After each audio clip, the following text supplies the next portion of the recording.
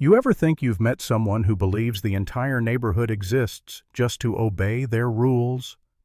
That's exactly what happened to me. I threw a simple backyard barbecue, just some burgers, beer, and laughter, and somehow ended up face to face with the self-appointed queen of the HOA. She demanded my guest list. Yeah, an actual list of names like I was running a nightclub instead of flipping hot dogs. What she didn't know was that a few of my guests worked for the FBI, and she was about to regret every clipboard note she'd ever taken. I moved into Willow Creek Estates 3 years ago thinking I'd finally found peace. Picture-perfect lawns, mailboxes lined up like soldiers, quiet streets. Honestly, it felt like something straight out of a postcard. I bought a cozy single-story home with a small flagpole, a tidy yard, and a driveway big enough for 4 cars. I was proud of it. Life felt calm, predictable, and easy. Until she showed up. Karen Thompson, mid-50s, blonde bob haircut that never moved, sunglasses too big for her face, and a clipboard practically glued to her hand. The first time she came to my door, she didn't even introduce herself like a normal neighbor. She just said, "We have standards here. I hope you'll respect that." That was it. No smile, no cookies, no welcome to the neighborhood, just standards. I remember thinking, great, I've moved next to a suburban dictator. I tried to stay polite, keep my head down. For months I followed every rule. Trash bins out only after 7 p.m., lawn mowed every Saturday, mailbox painted regulation gray. Yes, that's a thing here. But you can only live under that much control for so long before something snaps. For me, that something was a summer barbecue. It was nothing wild, just 17 people, friends from work, a few neighbors, my buddy Ethan and his wife. I printed little invitations and even dropped them in a few mailboxes, just trying to be friendly. 2 days before the party, I got an email from the HOA unauthorized gathering notification. According to the message, someone had reported a potentially disruptive event involving multiple vehicles. I didn't have to guess who sent it. The phrasing alone screamed Karen. I responded politely, explained it was a private event, fewer than 20 guests, all parked legally. I thought that would settle it. The next morning I heard that knock, the one that always sounded like a warning shot. I opened the door, and there she was. Visor, clipboard, lips pressed tight like she'd been rehearsing this moment. "I need your guest list," she said flatly. I actually laughed. "Excuse me, your guest list," she repeated slower this time like I was a child. "For safety reasons. HOA policy." "There's no such policy," I said. She tilted her chin, smiled the kind of smile that makes your skin crawl. "If you have nothing to hide, why not share it? We need to make sure no one undesirable attends. This is a family neighborhood." That word, undesirable, hit me wrong.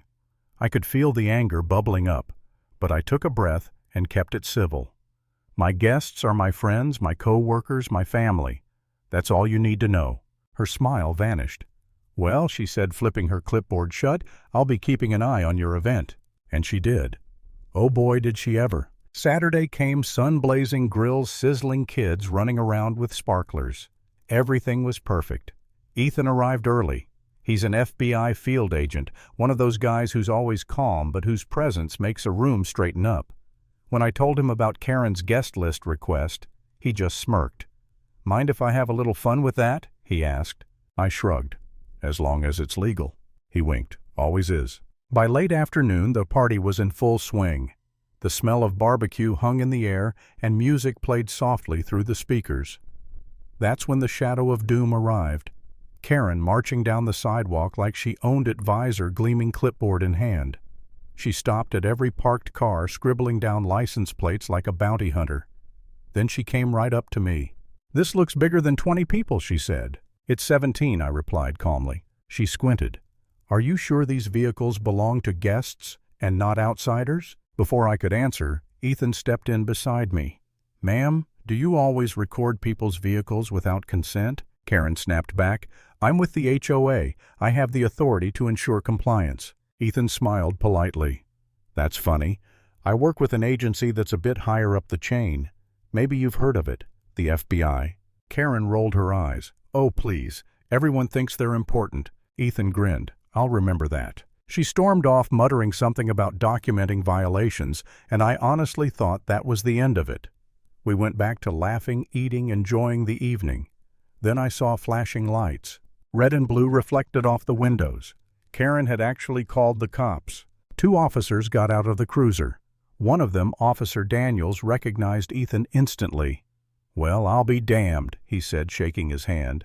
"Didn't expect to see you here." Karen looked confused. "Wait, you know each other?" Ethan chuckled. "We trained together years ago. Small world." Karen folded her arms, trying to regain control. "Officers, this is an illegal gathering. Too many people, too many cars. It's disturbing the peace." Daniels looked around, kids playing, people chatting softly, a dog napping in the shade. "Ma'am," he said slowly, "this looks like a backyard barbecue." "It's against HOA policy," Karen insisted. "That may be," Daniels said, "but that's not a police matter. And calling 911 for this, that's misuse of emergency resources." Her face turned red, brighter than the police lights. I was just trying to maintain order." Daniels gave her a tight smile. "Then maybe maintain your own business." She froze, stunned, as the officers walked away. Ethan shot me a little wink, and I swear I could almost hear the imaginary scoreboard. Karen, 0 reality, 1. But of course people like her don't quit. 2 days later I got another email from the HOA official warning for failure to comply with guest activity oversight. My patience was gone. I'd followed every rule, every guideline, every ridiculous standard. I'd smiled through her insults, ignored her spying, tolerated her power trips. But this was too far. Still, a part of me hesitated. I sat there at my kitchen table, staring at the screen, wondering, am I overreacting? Maybe it'd be easier to just ignore her, move somewhere else, start fresh. That's when Ethan called. "You look tired, man," he said. "Don't let her win." "She's the HOA, Ethan," I said. "You can't fight a system like that." He paused. "You can if you have the truth. And a paper trail." That was the spark I needed. That night I gathered everything. Every email she'd sent me, every message neighbors had forwarded, photos of her pacing the streets, taking pictures of license plates. I compiled it all into a neat little file labeled Karen's Greatest Hits. Then Ethan helped me draft a statement, official, professional, on record.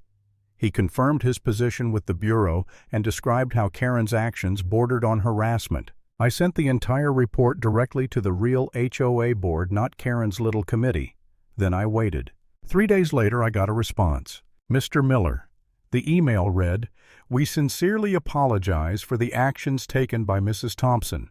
She has been suspended indefinitely from her compliance duties for overstepping authority and misusing resident information." I read it twice, then leaned back in my chair. It was over. A few mornings later I was outside washing my car when Karen's SUV rolled by. She slowed down, window cracked, voice low. "Didn't realize you had friends in high places," she said. Ethan, who was helping me rinse the car, looked up and smiled. "Ma'am," he said, "you should always verify before making assumptions." Her sunglasses slipped just enough for me to see the glare she gave us before she sped off. That was the last real conversation we ever had. Since then, life's been quiet. No random emails, no rule reminders, no clipboard patrols. The neighborhood feels normal again. People actually wave at each other. Kids play in the yard without someone timing how long they're out there. Sometimes I catch Karen sitting on her porch pretending to water her plants, but her eyes always drift toward my house. Ethan and I will laugh about it. He'll lift his drink and a little mock toast, and I'll just smile. Because the truth is, I didn't need to yell or start a war. I didn't need revenge. All it took was standing my ground, staying calm, and letting the right people see the truth. Karen thought she could expose a rule breaker. Instead, she exposed herself. And if there's one thing I learned from all this, it's simple. Power only matters when it's used with respect. Abuse it, and it'll expose who you really are.